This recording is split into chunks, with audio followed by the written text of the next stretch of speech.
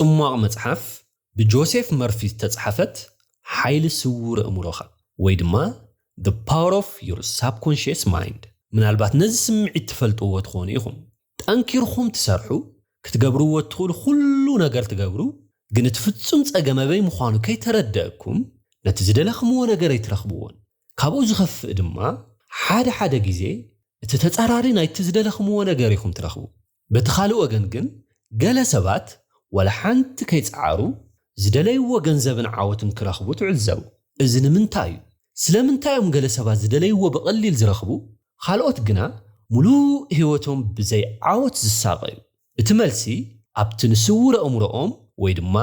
subconscious mind ዝጥቀምሉ ገባቢ ዝርከብ እዛ መጽሓፍ ከመይ ጌርና ሕጉሳት ንኸውን ከመይ ፍቕሪ ንረክብን ከመይ ፍርሕና ንወግድን ዝኣመሰሉ ጀሚራ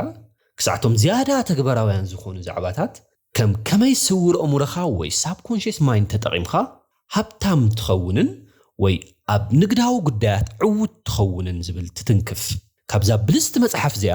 ህይወት ዝቕይሩን ተግባራዊ ዝኾኑን 6 ነጥብታት ኣዳልየልኩም ኣለኹ ብፍላይ ተኻልአይቲ ነጥቢ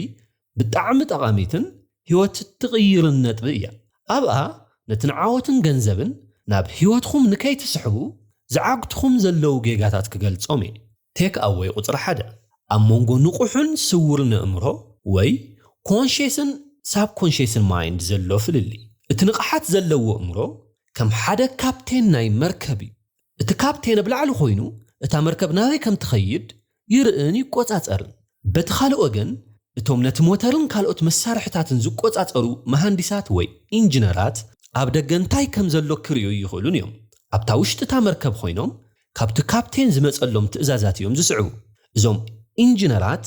ልክዕ ከምቲ ስውር እምሮ ወይ subconscious mind እዮም ናበይ ከም ዝኸዱ ይፈልጡን እዮም ትእዛዝ ጥራዮም ዝስዕቡ እቲ ካፕቴን ጌጋ ትእዛዝ እንተሂብዎም ወላ ናብ ከውሕውን ክላቶም ይኽእሉ እዮም ነቲ ካፕቴን ዝእዘዝዎ ድማ ንሱ ሓላፊ ስለ ዝኾነን እንታይ ይገብር ከም ዘሎን ስለ ዝፈልጥን እዩ ብተመሳሳሊ እቲ ንቕሓት ዘለዎ እምሮኻ ወይ conscious mind ናይታ መርከብኻ ማለት ኣካላትኻን ከባቢኻን ካፕቴን እዩ እቲ ስውር እምሮኻ ወይ ድማ subconscious mind ድማ እቲ ንቑሕ እምሮኻ ወይ conscious mind ዝኣመነሉን ከም ሓቂ ዝተቐበሎን ትእዛዛት ይወስድ ነቶም ትእዛዛት ኣየሕትትን እዩ ሓሳባትካ ጽቡቓት ድዮም ወይ ሕማቓት ሓቂ ድዮም ወይ ሓሶት ምዃኖም ንምርግጋጽ ኣይጽዕርን እዩ ከም ባህሪ ሓሳባትካ እዩ መልሲ ዝህብ ስውር እምሮኻ ወይ subconscious mind ከም መሬት እዩ ዝኾነ ይኹን ዘርአኻዮ ዘርኢ እዩ ዘብቅል መሬት እዛ ዘርኢ እዚኣ ፍረ ስለትህብ ካብታ ካልእ ንላዕሊ ቀዳምነት ክህብ ኣለኒ ኢላ ኣይትመርፅን ዝኾነ ዘርአኻዮ ዘርኢ ብዘይፈላለየ ትቕበል ስውር እምሮኻ ወይ subconscious mind ኻውን ቀልዲ ይርድኦን እዩ ነቲ ዝተዛረብኻዮ ቃል ብቓሉ እዩ ዝርድኦ ንኣብነት ኣብ ትሕቲ ሂፕኖሲስ እንተለኻ ሓደ ክኢላ ናይ ሂፕኖሲስ ሓንቲ ብርጭቆ ማይ ኣብ ትሕቲ ፍንጫኻ ሒዙ እዚኣ በርበረ ዝመልእት እያ እንተይልካ ክትንጥስ ኢኻ ትጅምር ወይ ድማ ኸልቢ ወይ ድሙ ኢኻ እንተይልካ ልክዕ ከም ናይ ድሙ ወይ ከም ናይ ኸልቢ ጸባይ ክተርኢ ኢኻ ትጅምር ስውር እምሮኻ ወይ subconscious mindኻ ክከራኸር ወይ ንሓሳባት ክነጽግ ዓቕሚ የብሉን ጌጋ ሓበሬታ እንተሂብኻዮ ከም ሓቂ ይቕበሎ በዚ ምኽንያት እዚ ድማ ንዚ ነገር ክገዝኦ ዓቕሚ የብለይን ኢልኻ ንርእስኻ ብተደጋጋሚ እንተነጊርኻዮ ስውር እምሮኻ ነቲ ዘረባኻ ከም ሓቂ ይወስዶ መኪና ገዛ ክገዝእ ዓቕሚ የብለይን ክገዝኦም ኣይኽእልን እየ ምባል ክሳዕ ዝቐጸልኻ ድማ ስውር እምሮኻ ትእዛዛትካ ብምቕባል ኣብ ህይወትካ ግሁድ ይገብረልካ ህይወትካ ብምሉኡ እዞም ነገራት እዚኦም እናጎደሉኻ ድማ ትነብር እዚ ድማ ብኹነታት ከም ዝመጸ ኢኻ ተኣምን እዞም ኩነታት እዚኦም ብናይ ገዛ ርእስኻ ሓሳባት ከም ዝፈጠርካዮም ይርድአካን ኩሎም እትዛረቦም ቃላት ሓይል ኣለዎም ምኽንያቱ ኣእምሮኻ ኣይ ምንጭ ናይዞም ሓሳባት ስውር እምሮኻ ወይ subconscious mindኻ ድማ ነዞም እትዛረቦም ቃላት ይምዝግቦም እሞ ኣብ ህይወትካ ጋህዲ ይገብረልካ ቴክ ኣዌይ ቁጽሪ 2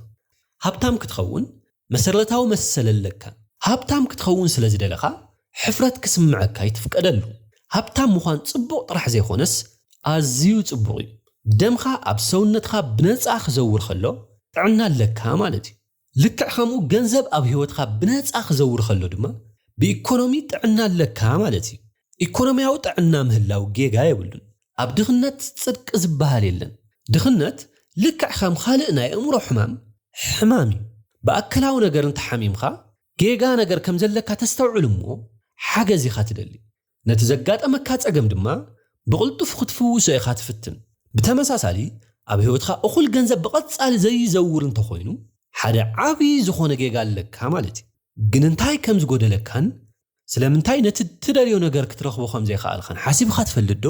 ንብዙሓት ሰባት ሰለስተ ቀንዲ ምኽንያታት ኣለዉ እዞም ካብ ዓወት ዓጊቶም ዝሕዝዎም ምኽንያታት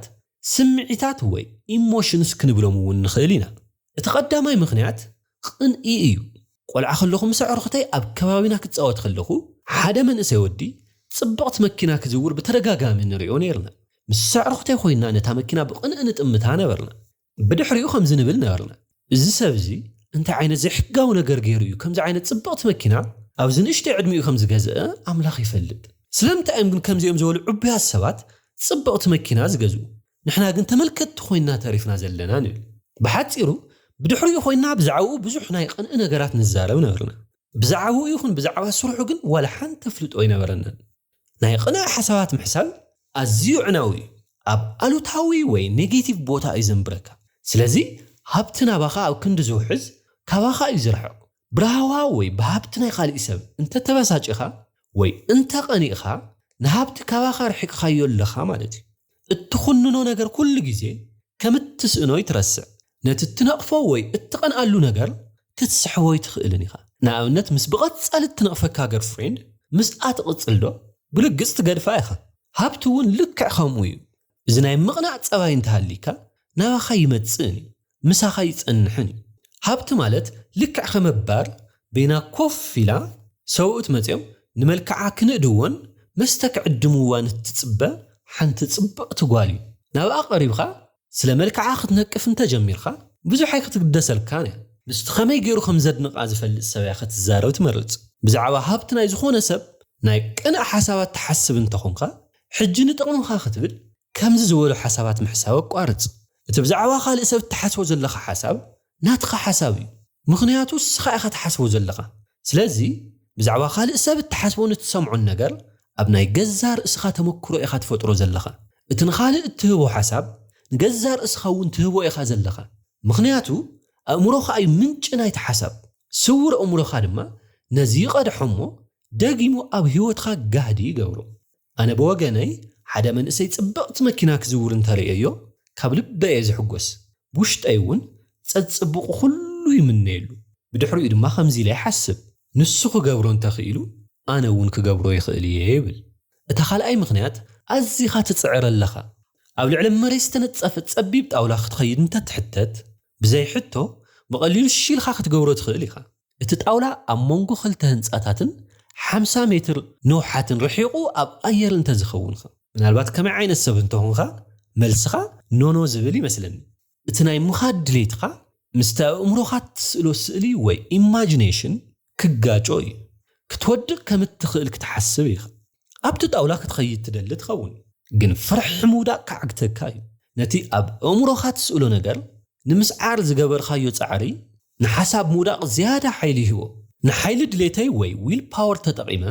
ንሽንፈተይ ክስዕሮ እየ ዝብለት ተሓሳስባ ናብ ሽንፈት እዩ ዝመርሕ ልክዕ ከም ብዛዕባ ቆፅለዋይ ጉማርለ ኣይሓስብን ኢልካ ምውሳን እዩ ድሕሪ እዚ ውሳነ እዚ ሓሳብካ ኩሉ ብዛዕባ እቲ ጉማርለ እዩ ዝኸውን ሓሳብ ናይቲ ጉማርለ ኣብ ኣእምሮኻ ከም ዝዕብልል ይገብሮ እቲ ስውር ኣእምሮኻ ወይ ሳብኮንሽስ ማይንድኻ ድማ ኩሉ ግዜ ነቲ ዝዓብለለ ሓሳብ ይምላሽ ዝህብ መብዛሕትኡ ግዜ ኣብ ርእስኻ ዝዕብልል ሓሳብ ብዛዕባ ሽንፈት እንተኾይኑ መወዳእቲ እውን ሽንፈት እዩ ዝኸውን እሺ ምንጭ ናይቲ ፀገም እንታይ እዩ እቲ ፀገም ኣዝዩ ትፅዕር ምህላውኻ እዩ ንስውር ኣእምሮኻ ብሓይሊ ድሌት ወይ ዊል ፓወር ሓደ ሓሳብ ክቕበል ፈፂምካ ይተገድዶ ከምዚ ዓይነት ፈተናታት ናብ ሽንፈት እዮም ዝመርሑ እቲ ዘይትፅዕረሉ መንገዲ እቲ ዝሓሸ ነዚ ኩነታት ትፈልጦ ትኸውን ኢኻ ናብ ፈተና ክትኸይድ ከለኻ ኩሉ ዘድልየካ ኣፅኒዕኻን ንኩሉ ነገር ድልው ከም ዝኾንካን ይስምዐካ እሞ ኣብ ቅድሚ ወረቐት ናይቲ ፈተና ምስ ኾንካ ግን ኣእምሮኻ ባዶ ይኸውን ኩሉ ፍልጠትካ ብሃንደበት ይጠፍእ ዋላ ሓንቲ ኣገዳሲት ሓሳብ ክትዝክር ኣይትኽእልን ብዝያዳ ክትዝክር ብዝፈተንካ መጠን ድማ እቲ ፍልጠት ዝያዳ እናረሓቐን እናጠፍአካን ይኸይድ ብድሕሪኡ ካብ ክፍሊ ናይቲ ፈተና ምስ ወፅኻ ግን እቲ ናይ ኣእምሮኻ ፀቕጢ ይቐልል እሞ እቲ ብጣዕሚ ትደልዮ ዝነበርካ መልስታት ብሃንደበት ናብ ኣእምሮኻ ይምለስ ኣብዚ ዝገበርካዮ ጌጋ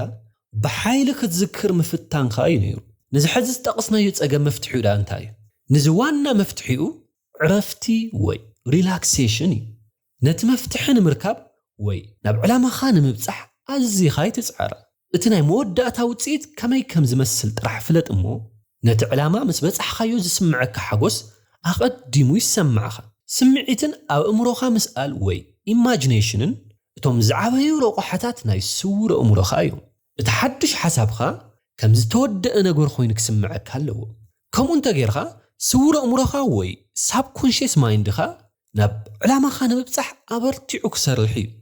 نعوز حجز حدست حساباتون كم تسألخايو حدست سبات كتركبن حدست مفتحتات دما كرلا أيو خان كجمهورو يوم أو كم زقوانات نحدش مفتحتات كفوت مخان أزيوها قداسيو حدا جزا اتمفتحي كما يكون كم زلو أتصبقنا سلن نحسب نتبسور أمورنا زقربلنا مفتحي في الصمين ريون مسور أمورها وي سابكونشيس مايندخا كتسرح خلخا نحدست مفتحتات كفوت مخان أزيو قداسيو أب حدا حساب تراي تعاتي خاي تترلفن نابت معالبوخا كما يقرخا كم تبتصح مفلات ناتخا سرح يكونن ناتخا سرح نابي تخيد كم زلخا مفلاتي سور أمرخا وي سابكونشيس مايندخا دما نتزحاشا من قد كرخ بالخاي كم زقيرخا حسبو ناب حاكي مختخيد خلخا مجملتا تسقمخا تقلت بدحريونة مفتح تسمع ايخون انديو نسخانة تسقمخا مفتحي تهنيخا كندوز اكل فلتة انتزهلو كان يرما مجملت اون ناب حاكي ميمخلخا نيرخا ناب حاكي من تخيدخا كوفي الخا نتزهابك مفتحي خا تسمعو مفتح من داي نيتحكي مسرحي ناتخاي خونن بتمساسالي نسور أمرخا وي سابكونشيس مايند خاون حدا نجر مسركب خايو سمع يومو أب حيلو تأمامن مخنيات قصر سلسته فرحي نزا حساب زبزح جزي سمعيو أون تاو مدققامات وي affirmation جيرا visualization ون جيرا جن وتسي تيرخب خون إذا خون اللو مخنيات من البعد دحر 10 دقائق أبناي فرح حسابات تمليس خاص لزقات خايو نتزهب خايو تبق نجر مليس خاص لتقيروي نابنت ناب تاكساتيخا ناب جزخا نكوسدك حتي تخيو نبل دحر قال 100 متر جن ناب كالا أدراشا كوسدكا تحتو دحر قرب وان دما اندغنا أدراشا تغير صنيح خاون دقيم خا أدراشا تغير كم زنا قبر خان تقصيلخا مودأتها أبي مخانو ولا حدا كوا يفلطن ولا تبع التاكسي تعنا أمرخا كتراتر كجمري مستعبي حيلي ناي سور أمرخا كتسرح خلخا ونكومي أبا مروخا نتصر حساب كهلو كالو موتء خمزلو مفتح خمزلو رقص أنيا ختخون لك كم تقدم قال دقائق زقلت خو اتحق زخون حساب اتزباز حق قالوا وزهبنا يو حسابي نابنت فتناوي قال ما طيق انت ليكا مبزحتو غزخا بزعبا شنفت انت حاسبخا كم وتسيتو دما سور امرخا وي ساب كونشيس مايندخا ناب حق زغيرو نت شنفتي فرح شنفت وتسيتون شنفتي زخون حزد ما فرح خان مسعر زحجزه كاميلاك نقلك نابنت محنباس تفرحي خان بل حجي اب معلت 3 و 4 غزي نحمشته و 10 دقائق هدي الخا كوف بلمو نغزار اسخا اب عميق عرفتي وي ديب ريلاكسيشن اتوا حجي دما تحمبس كم زلخا اب امروخا سال نتزحل ماين من قسقاس اداو خان اغار خان سمعايو اذا امروخا تغورو نطفت حق انيا هياو كم اون زحقسي ازي بادو حلمي وي داي دريمينج يخونن اتي امروخا تسالو زلخا نغر اب سور امروخا كم زمع بالترد اللخا نتزفتر خيو مسل دما كتغلصو كتقدد يخا اب زقصل وان كتحمس خلخا اتحقسي خمصلخا ازي حقناي سور امروخا وي ساب كونشيس مايند خاي نزميلازي نخالو زلوخا فرحتات خاون كتقملو تخيل يخا تيك أوي قصر 3 علاماتاتخا كمي غيرخا أب أمروخا تسألو حدا علامة أب أمروخا نمسأل زقللن نتصرن منقدي لكع كم هياو نجر بنتصر أو أمروخا مرآيو جنا زيل نجر كرلايك كالديو الخات حتى تخون تملسجن هو لكعيو زيل لو نجرات قدم مهلاهم كنريهم نخيلنا إذا حجتك أمل لازل لها كمبيوتر وي سلكون كم غيرها تفتيرا حدا سو قدم مهلاو ريو واي أركتيكتات كل جزء خوم يوم زجور حدا هنسا قدم مهنات بملو يريوهم تهنسا حماق وي تصبق خوني خيلي جن مجملتا كم حدا أو أمور استسأل مثلي وي visualization يزفتر سلزي ነገራት ቅድሚ ምህላዎም ምርኣይ ይከኣል እዩ ብሓቂ ሓደ ነገር ኣእምሮኻ ከይሰኣልካዮ ምጅማር ዕሽነት እዩ ንኣብነት ሓደ ሰብ ሓደ ነገር ክሃንፅ ርኢኻ እንታይ ትሃንፅ ኣለኻ ኢልካ እንተሓቲትካዮ እንታይ ከም ዝሃንፅ ኣይፈልጥን ሓደ ጽቡቕ ነገር እንተተፈጠረ ኢለ ኣብ ልዕሊ ጡብየ ዘንብር ዘለኹ እንተይልካ ምናልባት እዚ ሰብኣይ ዕቡድ ኢልካ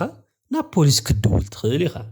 ስለዚ ነገራት ቅድሚ ምህላዎም ምርኣይ ዝከኣል ጥራይ ዘይኮነስ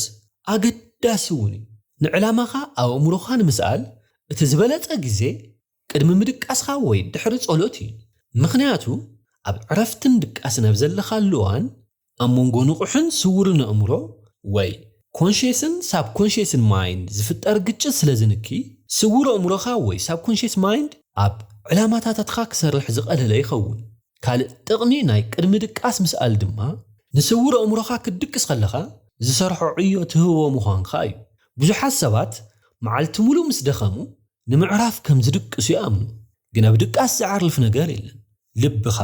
ሳምባኻ ከምኡውን ኩሎም ኣገደስቲ ኣካላትካ ክድቅስ ከለኻ ይሰርሑ እዮም ስውር ኣእምሮኻ ወይ ሳብኮንሽየስ ማይንድኻ እውን ኣይዓርልፍን ኩሉ ግዜ ብስራሕ እዩ ዘሎ ሓደ ሲሶ ናይ ህይወትካ ኣብ ድቃስ ኢኻ ተሕልፎ እቶም ብዙሓት መልስታት ድማ ክንድቅስ ከለና እዮም ዝመፁና ብዙሓት ፍሉጣት ሰባት ነዚ ተረዲኦም ንጸገማቶም መፍትሒ ንምርካብ ብብቕዓት ተጠቒሞሙሉ እዮም ኒኮሎ ተስላን ኣልበርት አንስታይን ካብቶም ብዙሓት ኣብነታት ውሑዳት እዮም ቴክ ኣዌይ ቁፅር 4 ካብ ስውር ኣእምሮኻ ከመይ ጌርካ መምርሒ ትቕበል ሓደ ከቢድ ውሳነ ክትውስን ከለኻ ወይ ንጸገምካ መፍትሒ ክትስእን ከለኻ ብቁልጡፍ ተረጋጊዕካ ክትሓስብ ጀምር ትፈርሕን ትጭነቕን እንተሊኻ ብሓቂ ትሓስብ የለኻን ሓቀኛ ሓሳብ ካብ ፍርሒ ነፃ ዝኾነ እዩ ንዝኾነ ርእስቲ መምርሒ ንምቕባል ክትጥቀመሉ ትኽእል ቀሊል ሜላ እንሆ ኣእምሮኻን ሰውነትኻን እህድእ ኣካላትካ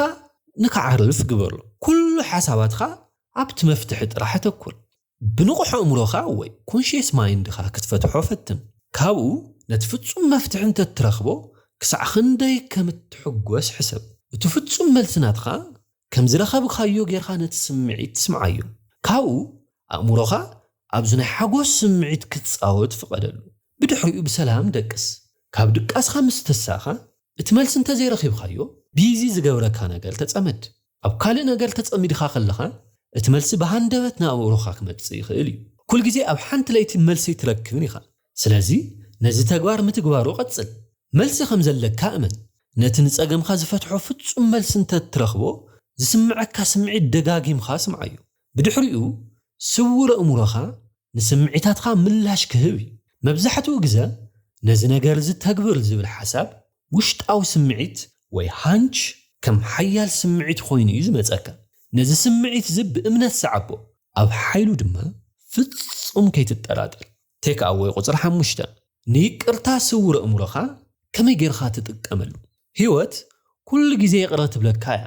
ኣጻብዕትኻ ምስ ሓረድኻ ነቲ ቁስሊ ብምሕዋይ ይቕረ ትብለልካ ኢድኻ ምስ ሓረርኻ ሓድሽ ቆርበትን ስጋን ትህበካ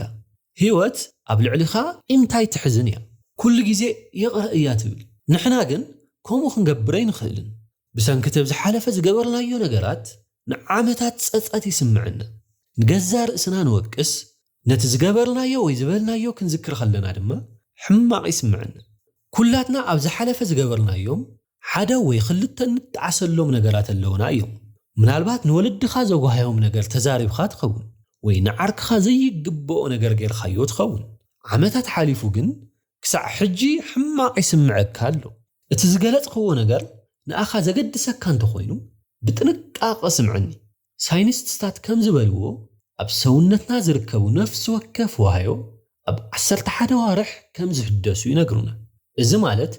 ንስኻ ኣብ ነፍሲ ወከፍ 11 ዋርሕ ዳግማይ ትውለድ ኣለኻ ማለት እዩ እቲ ቅድሚ ዓመታት ጌጋ ዝገበረ ሰብ ቃል ብቃሉ ሕጂ ሞይቱሎ ማለት እዩ ብሰንኪ ቅድሚ ነዊሕ እዋን ዝገበርካዮ ነገራት ሕጂ እውን ትሳቕ እንተሊኻ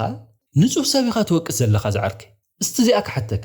ነቲ ዝሓለፈ ኩነታት ሎሚ ደጊምካ ክትገብሮ እንተትኽእል ከምቲ ቅድሚ ዓመታት ዝገበርካዮ ዶ ምገበርካ እንድሕር መልስኻ ኣይ ምገበርክዎን ኮይኑ ንገዛ ርእስኻ ይቕረ ኢልካ ብሰንኪ ጌጋታት ናይ ሓደ ዝሞተ ሰብ ምስቃይ ዝሓሸ መማረፂ እዩ ዝመስለኒ ቴክ ኣዌይ ቁፅሪ 6 ንምሕዋይ ስውር ኣእምሮኻ ከመይ ጌርካ ትጥቀመሉ ሓንቲ ሓዳሽ ሰዓት ተትፈጥር እሞ ሓደ መዓልቲ ተበላሻ ስራሕ እንተተቋርጽ كمي جيرخا كم التعرليات فلت إخا التسور أمروخا وي subconscious mind خاون كم اتسرح ساعتي نسون نتخافت إروي كمي جيرو كم زفوسن كم زحون دما بلك يفلتي دك إسخا يكون نقيحخا سور أمروخا وي subconscious mind خا نخلو مسرحات سونتخا بزي حاجز ناي نقح أمروخا يقوص أروي لبخا دم تسراجو تتنفسن كالوتن